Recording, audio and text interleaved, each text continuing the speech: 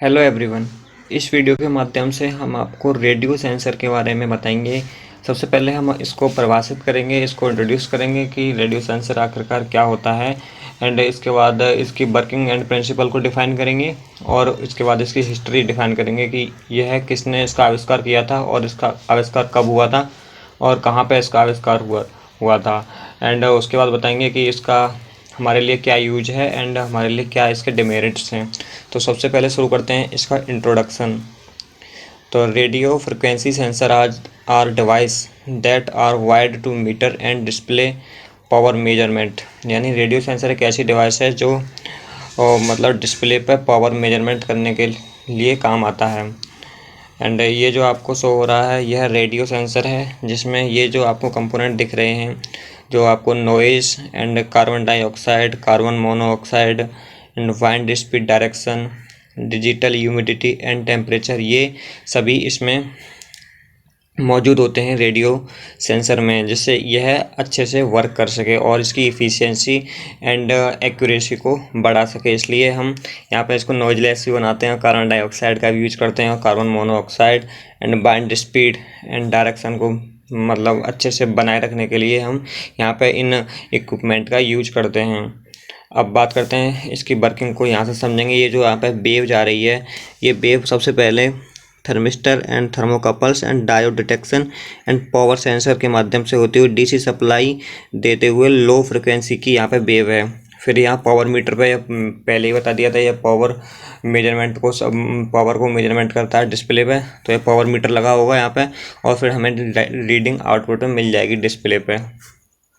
अब बात करते हैं इसके इन्वेंशन ईयर की। इन्वेंशन ईयर 1831, मतलब इसका जो आविष्कार हुआ था 1831 ईस्वी में इसका आविष्कार हुआ था।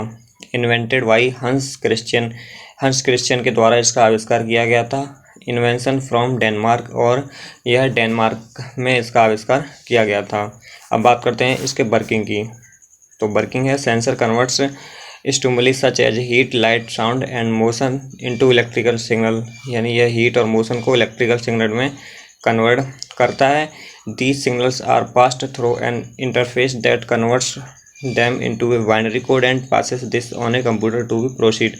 यानी जो भी यह सिग्नल जिसके माध्यम से यह जाता है उसको हम बाइनरी, वो सिस्टम ऑफलाइन सिस्टम जाता है, लेकिन जो हमें आउटपुट मिलता है वो बाइनरी सिस्टम में मिलता है। बाइनरी सिस्टम होता है जैसे 0 1 1 0 1, ये सिस्टम के द्वारा हमें आउटपुट प्राप्त होता है। एंड अब बात करते हैं इसके यूजेस की, हमारे दैनिक जीवन में इसका क्या क्या उपयोग हैं। Radio receivers can be use to detect and locate enemy radio, मतलब कोई भी शत्रु होता है उसके रेडियो को डिटेक्ट करने के काम आता है। Enemy radars can be located in much the same way message can be intercepted. This form of warning has been combated by radio silence and by spoofing the transmission of signal intended। यानी जो भी शत्रु होता है हमारा enemy, मतलब border पे भी इसका रडार में के क्षेत्र में रेडियो सेंसर का यूज किया जाता है, जिससे यह मतलब बहुत ही साइलेंस होता है, तो यह शत्रु को अच्छे से पता कर सकता है कि शत्रु कहाँ पर है और उसकी क्या रेडियो तरंगे हैं। तो मतलब कोई भी रडार होती है, रडार के माध्यम से हम इसको अच्छे से शत्रु का खात्मा भी कर सकते हैं। अब बात करते हैं इसके डिमेरिट्स की।